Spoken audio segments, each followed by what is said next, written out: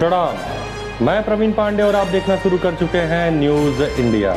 सोमवार से आटा, पनीर और दही हो जाएंगे महंगे। जीएसटी परिषद के फैसले लागू होने के बाद सोमवार से कई खाद्य वस्तुएं महंगी हो जाएंगी। इनमें पहले से पैक और लेबल वाले खाद्य पदार्थ जैसे आटा, पनीर और दही शामिल है। समाचार एजेंसी पीटीआई की रिपोर्ट के मुताबिक इन पर 5% जीएसटी लेना देना होगा। इतना ही नहीं, ग्राहकों को 5,000 रुपये से अधिक किराए वाले अस्पताल के कमरों के लिए 5% जीएसटी का भुगतान करना होगा। जीएसटी परिषद का फैसला लागू होने के बाद सोमवार से कई खाद्य वस्तुएं महंगी हो जाएंगी। इनमें सबसे पहले पैक और लेबल वाले खाद्य पदार्थ जैसे आटा, पनीर और दही शामिल हैं।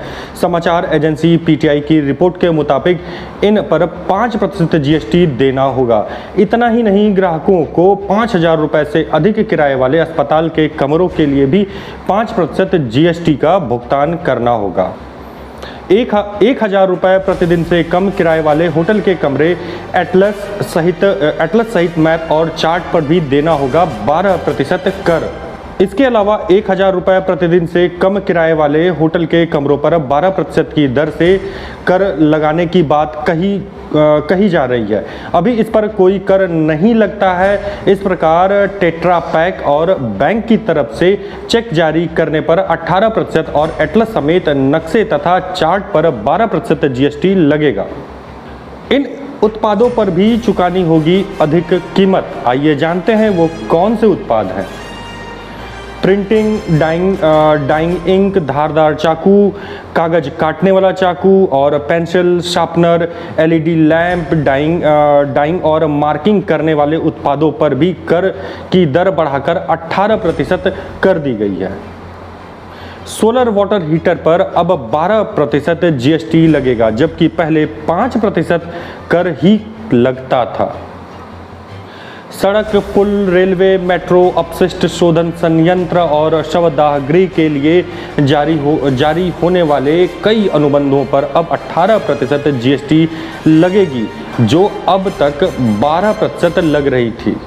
हालांकि रोपवे के जरिए वस्तुओं और यात्रियों के परिवहन तथा कुछ सर्जरी से जुड़े उपकरणों पर कर की दर घटाकर 5% कर दी गई है। पहले ये 12% थी। ट्रक, वस्तुओं की ढुलाई के इस्तेमाल में होने वाले वाहन जिसमें ईंधन की लागत भी शामिल है, पर अब 12% जीएसटी लगेगा, जो अभी 18% लग रहा था। वागडोगरा के पूर्वोत्तर राज्यों तक की हवाई यात्रा पर जीएसटी छूट अब इकोनॉमी श्रेणी तक ही सीमित होगी।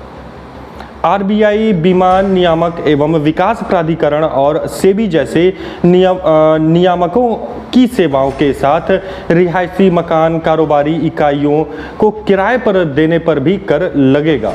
बैटरी या उसके बिना इलेक्ट्रिक वाहनों पर रियायती 5% जीएसटी बना रहेगा। खुले में बिकने वाले बिना ब्रांड के उत्पादों पर जारी रहेगी छूट।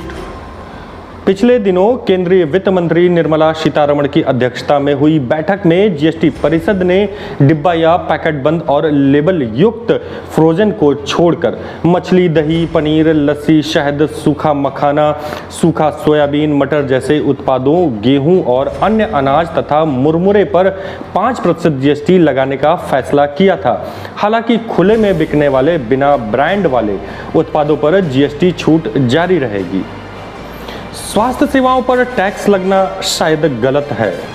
AAM RG एंड एसोसिएट के सीनियर पार्टनर रजत मोहन ने कहा कि स्वास्थ्य सेवाओं पर दशकों से कर कानून के तहत छूट प्राप्त है। उन्होंने कहा, संशोधन के संबंध में जो सवाल दिमाग में आते हैं वह यह है कि चूंकि अस्पतालों द्वारा किया जाने वाला इलाज एक समग्र आपूर्ति है, इसलिए उसके लेन देन के विभिन्न हिस्सों पर कई कर देनदारी लगाने के लिए इसे विभाजित नहीं किया जा सकता।